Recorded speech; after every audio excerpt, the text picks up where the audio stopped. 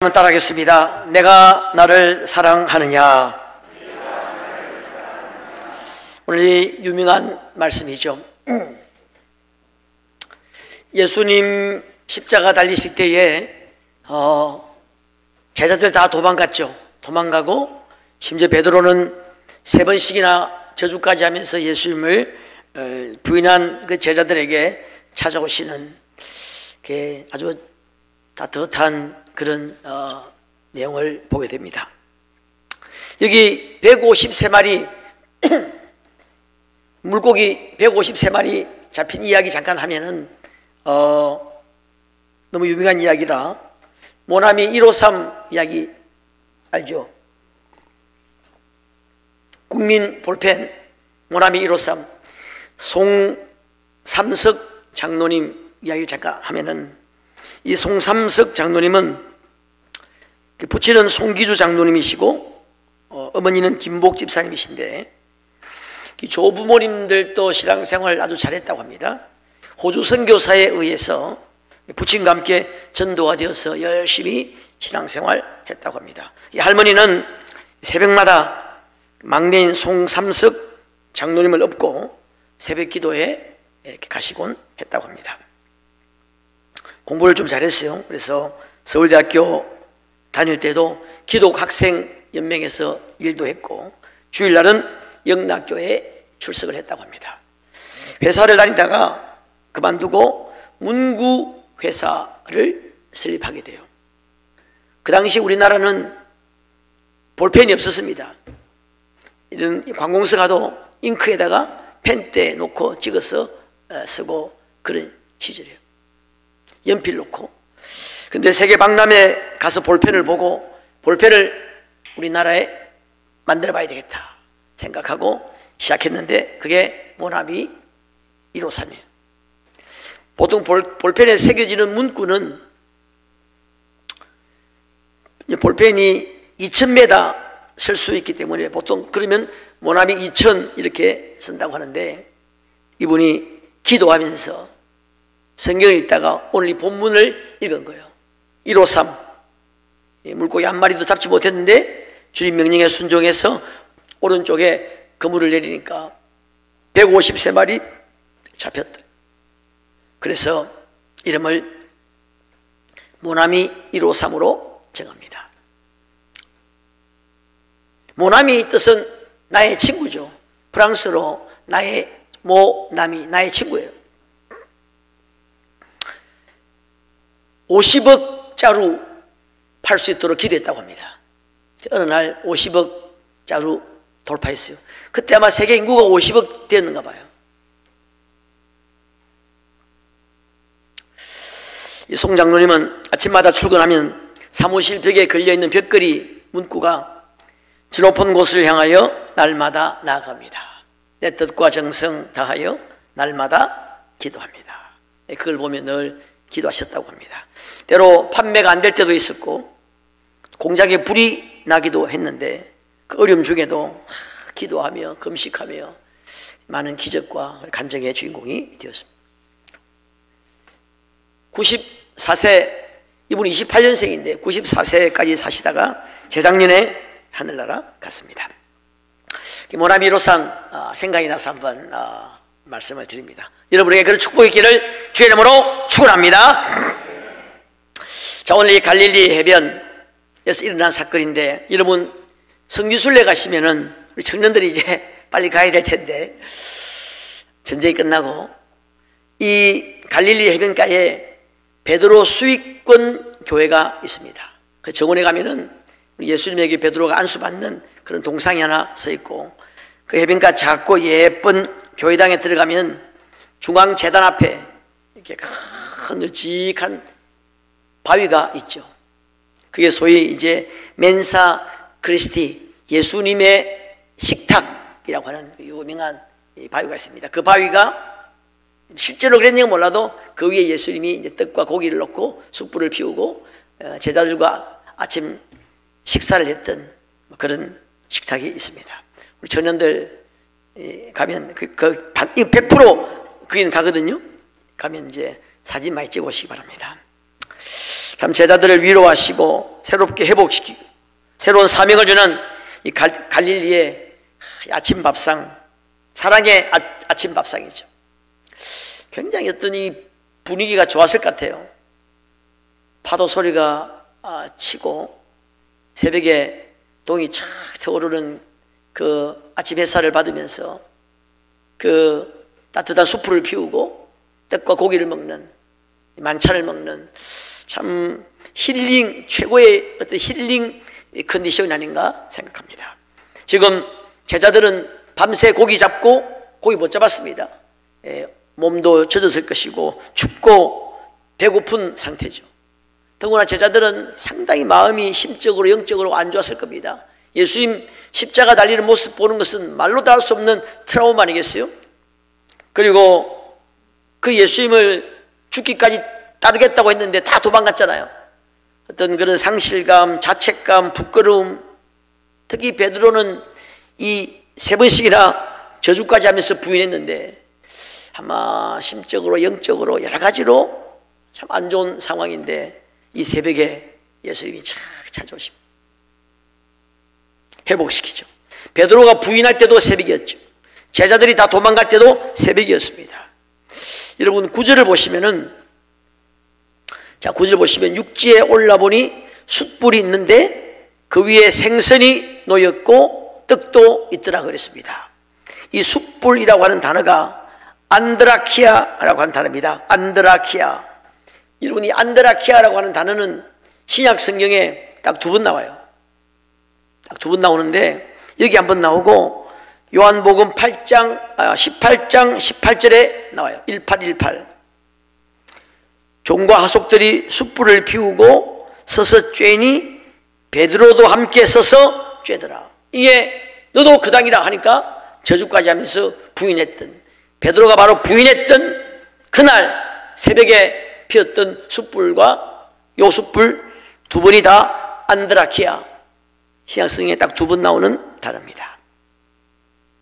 그때 생각이 났을 거예요. 여러분 5절에 보면은 예수님이 나타나셔가지고 제자들이 이제 고기를 잡고 있는데 얘들아 너희에게 고기가 있느냐 물었습니다. 이게 지금 예수님은 육지고 제자들은 배 타고 지금 좀 나갔는데 거리가 얼마냐 하니까 8절에 보니까 다른 제자들은 육지에 거리가 불과 한 50칸쯤 되므로 작은 배를 타고, 베드로는 바로 뛰어들었고 제자들은 배를 타고 왔죠. 50칸이 얼마냐면 200규빗인데 90m예요. 90m.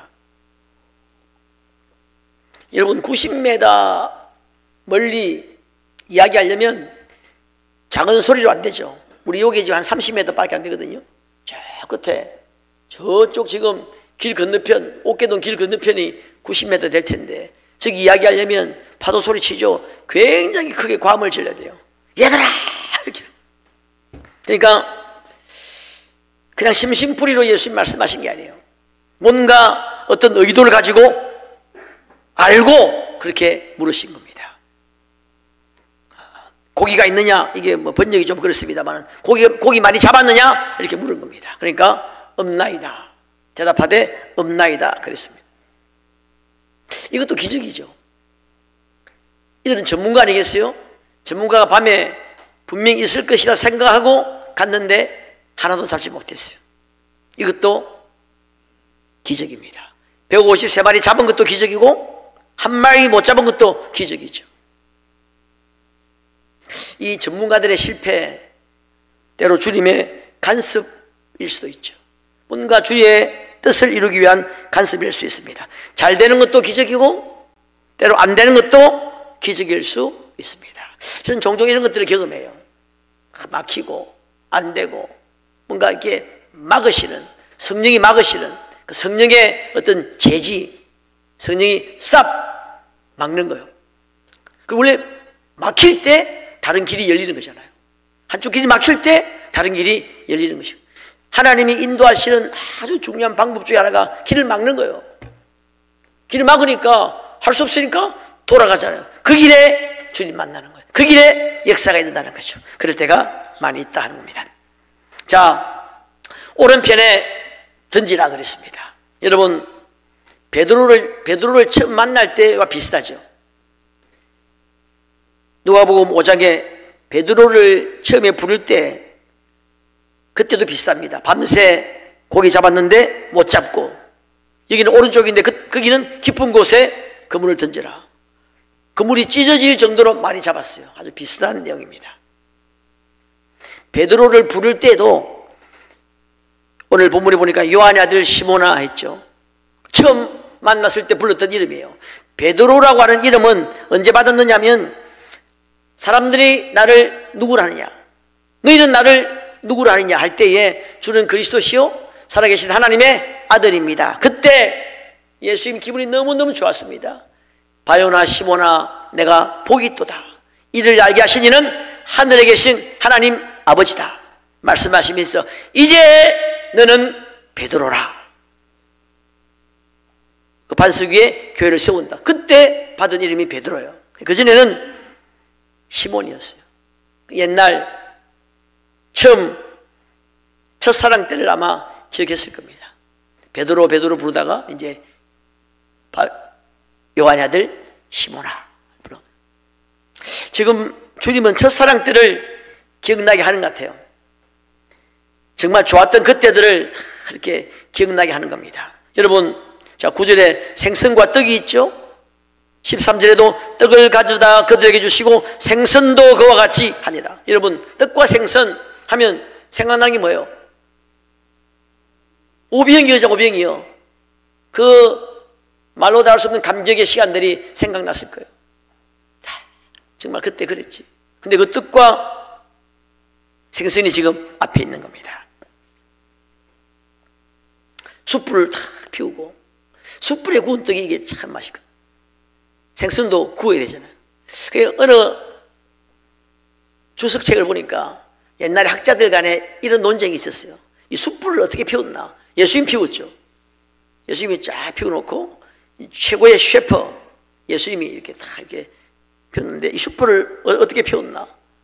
내가 볼 때 뭐 쓸데없는 논쟁 같은데, 예수님이 했던 기적 능력으로 막 불이 막 왔을 것이다. 뭐 그건 뭐 별 중요하지 않죠. 제가 볼 때는 그냥 성냥불로 붙일 것 같아요. 최후의 만찬 때도 예수님이 떡을 떼셨죠.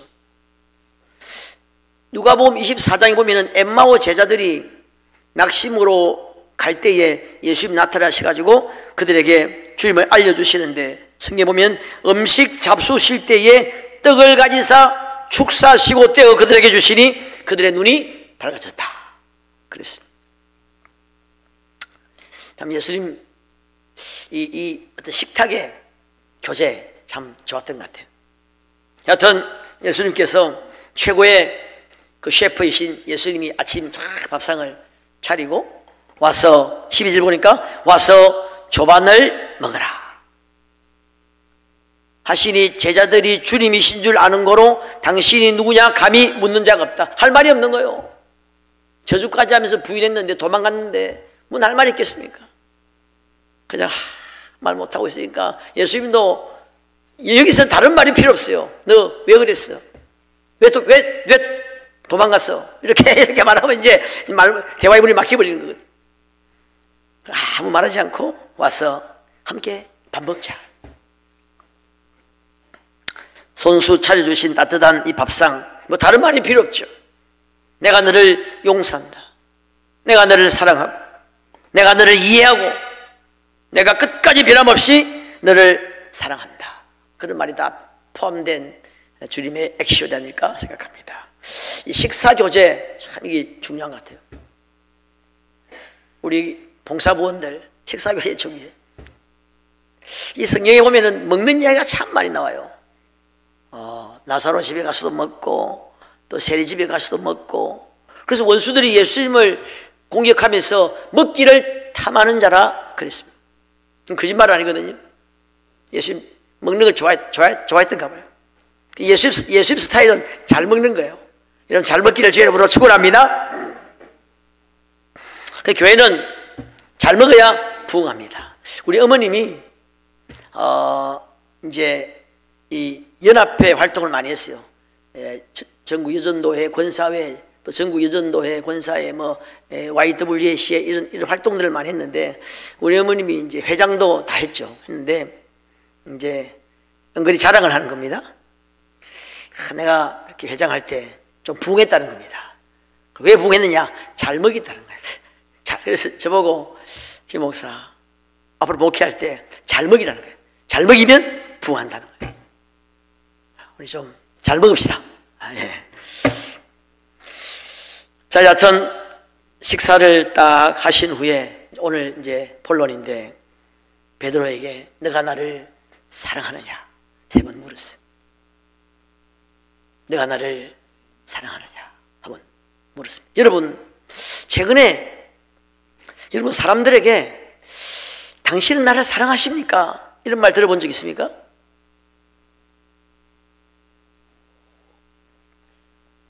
있으신 분 한번 손 들어보세요.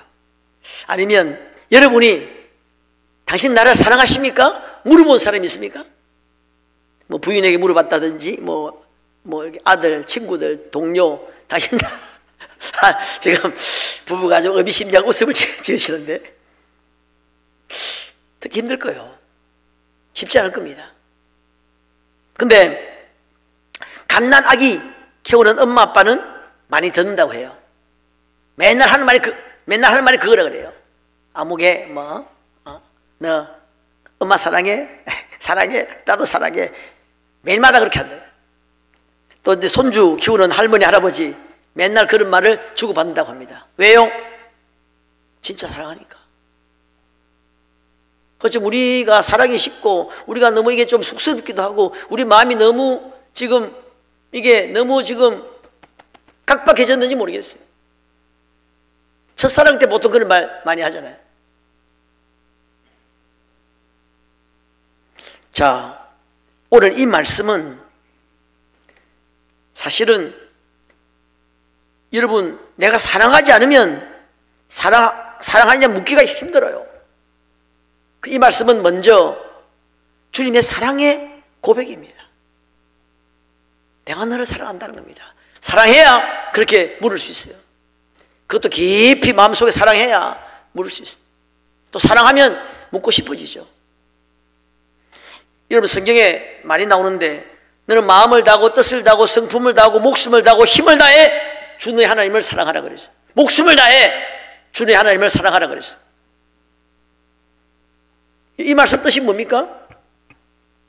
여러분, 혹시 여러분 주변에 가족들, 남편, 아내들에게 당신 나에게 목숨을 다하고 뜻을 다하고 힘을 다하고 성품을 다하고 목숨을 다해 날 좀 사랑해 주세요. 그러면 어떨까요? 그 부부같이 한번 이야기해 보세요. 여러분, 나를 목숨을 다하고 힘을 다하고 마음을 다하고 성품을 다하고 목숨을 다해 나를 좀 사랑해 주세요. 맞아. 그러면 아니 또 잘못 묵었습니까? 어디 갑자기 몸이 아프시나? 그럴 거예요. 왜? 나도 그런 말 못해요. 왜? 내가 그렇게 사랑하지 않거든. 목숨을 다해 사랑할 수 없는 거예요. 사랑 못하니까 말 못하는 겁니다. 근데 사랑하면 그렇게 할 수 있어요. 하나님이 그렇게 말씀하시는 것은 그렇게 사랑했다는 거예요. 그렇게 사랑하고 있다는 겁니다. 목숨을 주셨잖아요. 우리 위해 목숨을 주셨잖아요. 그러니까 그렇게 말하시는 것이 너무너무 자연스러워요. 우리 너무너무 어색한데 너무너무 자연스러워요. 주님이 먼저 사랑했다 한 것입니다. 이게 여러분 주님의 사랑의 고백이에요. 내가 너를 사랑한다 고백하는 거예요. 이건 우리가 쉽게 알 수 있습니다. 누가 만약 여러분에게 당신 날 사랑합니까? 물으면 이 사람 날 사랑하는구나 믿으면 틀림없어요. 성경에 보면은 어느 신학자는 말하기를 성경 신구약 전체는 하나님의 짝사랑의 스토리다. 하나님 그 자녀들, 백성들을 향한 하나님의 짝사랑의 스토리다. 너 날 사랑해라. 너 나 사랑하니? 어느 신학자는 예수님은 사랑의 거지다. 하나님과 예수님은 사랑의 거지라고 그랬어요. 사랑을 구걸하러 다니는 거예요. 너네 사랑하나? 사랑 좀 해줘. 사랑 좀 해줘. 사랑의 거지라 이런 표현을 썼습니다. 그래서 요한일서 4장 10절에 사랑은 여기 있으니 우리가 하나님을 사랑한 것이 아니요 하나님이 우리를 사랑하사 우리 죄를 속하기 위해 화목제물로 그 아들을 주셨다는 겁니다. 우리가 아직 죄인 되었을 때에 하나님께서 그 아들 예수 그리스도를 십자가에 못 박음으로 그의 사랑을 확정하셨다. 이게 주님의 사랑의 고백이라 우리가 이해를 하면 되겠어요. 아직 베드로는 주님의 사랑을 따라갈 수가 없죠. 이제 뒤에는 성령 충만을 받고 따라갑니다마는 베드로가 내가 주를 사랑한 줄 주께서 아십니다. 그 이상 대답할 수 없겠죠. 옛날에는 자신 있게 이야기했어요. 죽는 데까지 가겠습니다 했는데 막상 사건 나고 나니까 저주까지 하면서 부인하는 자신을 발견한 거예요. 이제는 좀 겸손해졌어요. 주님이 아십니다. 그래서 3번 물으신 다음에 주님이 한 말씀, 내 양을 먹이라. 내가 나를 사랑한다면 내 양을 먹이라. 우리 옛날 노가바 대회 했죠. 노가바 대회 가사, 나를 사랑한다면 내 양을 먹이라. 그 몇 년 전에서 했죠. 예수님은 우리의 들지 아니하는 양이 있어서 내 마음이 찢어지듯이 아프다 그랬어요. 우리의 들지 아니하는 양이 있고 우리의 들어있는 양이 있습니다. 우리는 지금 우리의 들어있는 양이죠. 교회 밖에 있는 우리 지금 전도 대상자들, 우리 밖에 있는 양입니다. 그 양을 생각하면 내 애간장이 이 창자가 끊어지는 같은 아픔이 있다. 우리의 들지 아니한 양은 전도해야 되겠죠. 우리의 들은 양은 양육을 해야 되겠죠. 전도와 양육, 이건 뭐 교회의 모든 사명이죠. 그걸 위해 예수님이 오셨고, 그걸 위해 예수님이 사셨고, 그걸 부탁하고 하늘로 가셨고, 그걸 위해 지금도 기도하고 계십니다. 성령님이 왜 오셨습니까? 마찬가지죠. 성령이 오시면 너희가 권능을 받고 내 증인 된다고 그랬어요. 결국 여러분, 우리가 전도하지 않는 이유가 있다면 사랑 때문이에요. 문제는 사랑이에요. 사랑이 없는 것입니다. 주님 사랑, 이웃 사랑, 사랑이 없는 거예요. 여러분, 우리가 최고의 계명이 하나님 사랑, 이웃 사랑이죠. 하나님 사랑, 여러분, 하나님 사랑하면 그분의 최고의 관심, 그분의 마지막 당부, 그 전도인데 이거 할 수밖에 없잖아요. 내가 하나님을 여러분, 사랑하는 사람의 말을 들어주고 싶은 거 아닙니까? 내가 주님 사랑하고 주님 나의 왕이시고 나에게 영원한 영광을 주실 분이고 천국과 지옥이 있고 이게 믿어진다면은 그분이 지금도 나와 함께 계시고 나를 위해 죽으신 분이고 나를 영원히 인도하실 분인데 그분의 명령에 난 전혀 관심 없다. 이건 논리적으로 맞지 않죠. 이웃사랑, 최고의 사랑은 전도 아니겠습니까? 밥 한 끼 사주는 거? 그거하고 천국하고 어떻게 비교할 수 있겠습니까? 영원한 생명 구원보다 더 귀한 것이 어디 있겠습니까? 이웃사랑 최고의 표현은 전도예요. 그러니까 여러분, 전도 안 하는 이유는 딱 여기에 귀결돼요. 사랑이 없는 거예요. 사랑이 없든지 믿음이 없든지. 여러분, 자녀가 아직 예수를 믿지 않는데 전도를 하지 않는 부모가 혹시 있습니까? 자녀를 사랑하지 않든지 아니면 천국과 지옥을 믿지 않든지 둘 중에 하나 아니겠습니까? 제 논리가 좀 틀렸습니까? 한번 틀렸으면 한번 이야기해 보세요. 자녀를 사랑하지 않든지 천국과 지옥을 믿지 않든지 하나님을 사랑하지 않든지 자녀를 사랑하지 않든지 뭔가 그런 거 아니겠어요? 내가 옛날에 물어보니까 왜 전도하지 않냐니까 부담을 준다는 거예요. 부담 주기 싫었어. 여러분, 공부하라고 하는 것도 부담 주는 거 아니에요? 너 스마트폰 게임하지 말고 공부해. 술 마시지 마. 담배 끊어. 그거 다 부담 주는 거 아닙니까? 너 영화 그만 보고 공부해. 그거 다 부담 주는 거잖아요. 하기하면 요즘은 뭐 그런 말도 하면 안 된다고 하던데. 여러분, 자녀가 막 나쁜 짓 하고 죄지어도 부담 준다고 말 안 하겠습니까? 그 부담 준다는 말은 말이 안 돼요. 계속 공부하라. 왜 그럽니까? 부담을 주는데 좋은 거니까 하는 겁니다. 사랑하니까 그렇게 하는 거예요. 그렇게 해야 되지 않겠습니까? 여러분, 예수님이 강권하여 데려다가 내 집을 채우라 그랬습니다. 다르게 말하면 부담을 주라요. 부담을 주라. 우리 가족 전도를 위해서 우리 성도님들이 좀 더 힘을 써야 돼요. 때가 있겠지? 없더라고요. 보니까, 제가 보니까. 그렇게 하면 때 없습니다. 부모님 돌아가실 때까지 안 믿는 사람 내가 얼마나 많이 받는지 뭐. 여러분, 어떤 글을 보니까 이런 글이 있습니다. 사랑하는 동생아, 사랑하는 남편, 아내, 사랑하는 자녀들아, 사랑하는 아버지, 어머니, 당신들이 없는 낙원이 내게 무슨 의미가 있으며 당신들이 함께 가지 않는 천국이 내게 무슨 뜻이 있겠습니까? 지옥에서 울부짖는 내 가족들의 통곡 소리, 원망의 소리를 들어야 한다면 그곳이 어찌 내게 천국이 되겠습니까? 물론 그래도 뭐 천국은 의미 있습니다만은, 여러분의 가족들이 구원받지 못하는 것은 여러분의 책임은 아니에요. 아닙니다만은 우리 하나님의 심판대 앞에 섰을 때에 최소한 하나님 앞에 이렇게는 말할 수 있어야 돼요. 주님 아시지요? 저희 가족 때문에 제 눈에는 눈물이 마를 날이 없었고, 일평생 사는 동안 가족들을 전도하려고 최선을 다하며 몸부림치며 내 모든 인생이 그들로 인해 사망의 골짜기를 지나는 것 같은 슬픔과 애통하는 마음으로 가득 찼었습니다. 힘을 다해 경고했으나 그들은 듣지 않았고, 그들의 이름을 부르며 샘솟던 눈물을 흘렸으나 그들은 하나님을 향해 마음을 닫고 돌아오지 않았습니다. 하고 하나님 앞에서 펑펑 울 수 있는 그런 삶을 살아야 되지 않겠습니까? 어느 분 편안하게 그냥 때가 있겠지요. 그럼 얼마나 좋겠습니까? 권사님 돌아가시는데, 집사님이 돌아가시는데 아들이 불교식으로 장례하는 거 봤습니다. 아주 오래전인데 권사님이 돌아가셨는데 장례를 하는데 유교식으로 이렇게 다 이렇게 불교식으로 해가지고 막 좀 화를 냈죠.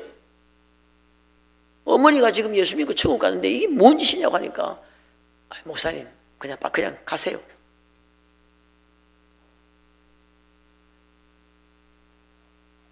사랑의 문제다 하는 것입니다. 근데 목회하면서 자녀 위해서 기도하고 몸부림치면서 기도하고 부르짖고 금식하고 하니까 금방금방 돌아오더라고요.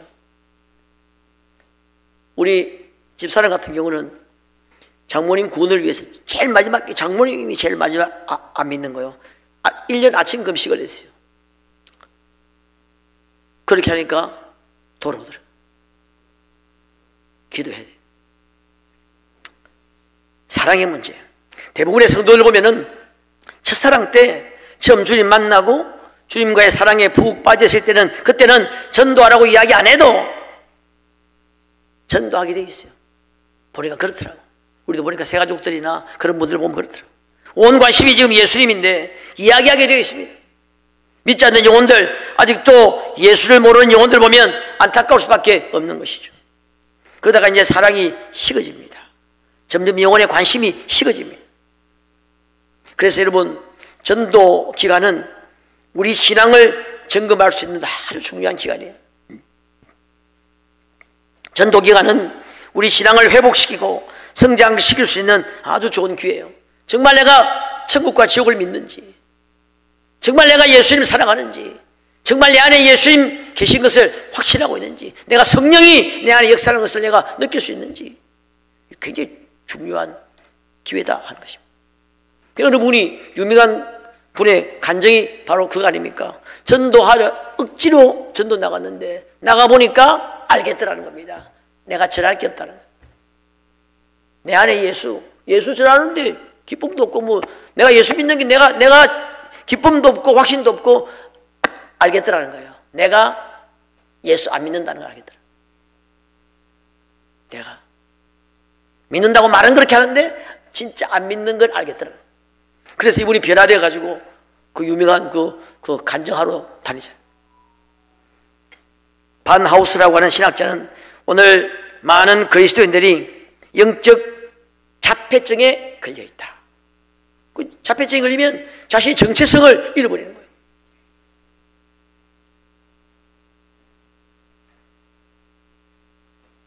여러분, 우리 사람들이 제일 쉽게 하는 것이 뭔지 아십니까? 제일 쉽게 하는 것이 말 못하는 사람도, 내성적인 사람도, 몸이 아픈 사람도, 약한 사람도, 어린아이도, 노인도, 무식한 사람도, 말이 배운 사람도 다 잘하는 게 하나 있는데, 그게 뭐냐면 자기가 경험한 걸 이야기하는 거예요. 그것도 아주 좋았던 것, 너무 신기했던 것, 멋졌던 것 이야기하고 싶어 합니다. 여러분, 뭐 어떤 뉴스나 어떤 뭐 인터넷에서 신기한 거 보면 뭐 세상에 이런 일이 뭐 이런 거 보면은 막 이야 그냥 이야기하는 게 하고 싶어하는 거 아닙니까? 맛있는 걸 사 먹었어요. 재밌는 영화를 보았습니다. 또 뭐 어디 뭐 값싼 물건을 샀습니다. 뭐 무슨 이야기를 들었습니다. 빅뉴스를 야 너 뉴스 봤어? 어제 그 이야기하고 싶어하는 거예요. 대부분의 사람들을 만나면 그런 이야기해요. 다 알고 있는 이야기인데 막 또 하고 이렇게 하는 거예요. 우리 예수님, 살아계신 예수님, 그 예수님 여러분 멀리 구만리 장천에 있는 것이 아니고 우리 속에 영으로 와 계십니다. 이분과의 교제가 없고 이분과의 어떤 이 소망이 죽으니까 전할 게 별로 없는 거예요. 예수님 전할 게 별로 없는 거예요. 그래서 우리가 전도 기간은 우리가 우리 신앙을 한번 회복할 수 있는, 정말 신앙을 점검해 볼 수 있는 중요한 기간이 아닐까 생각합니다. 그냥 주일날 여러분 한 번 교회 이렇게 오는 게 그게 신앙생활이 아니에요.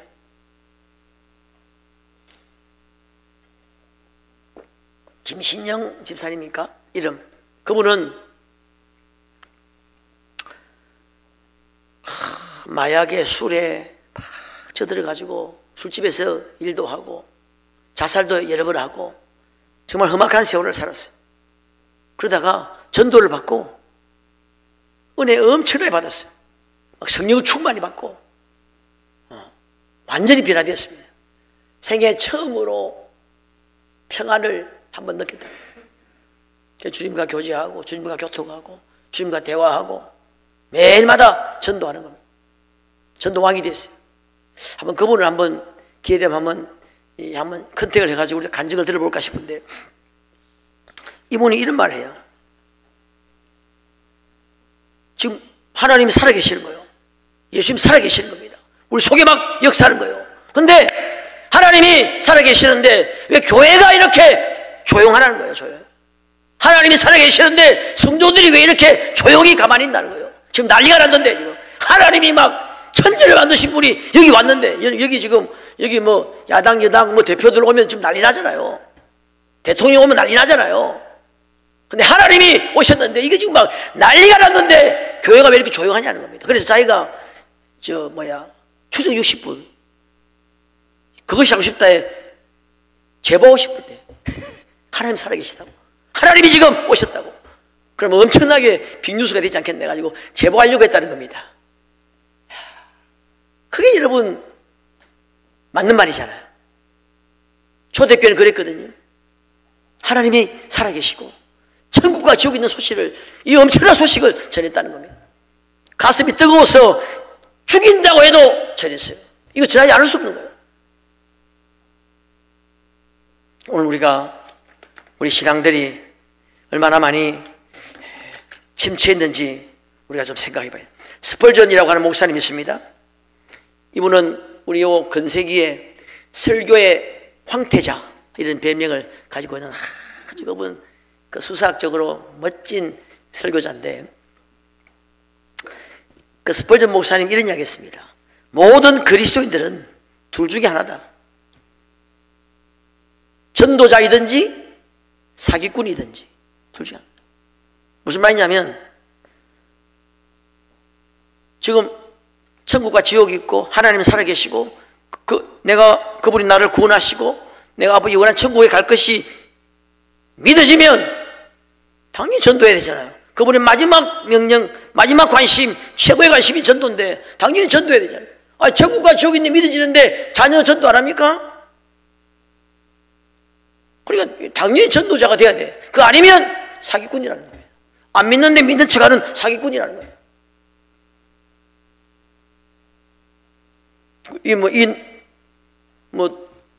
얼마나 맞는 말입니다.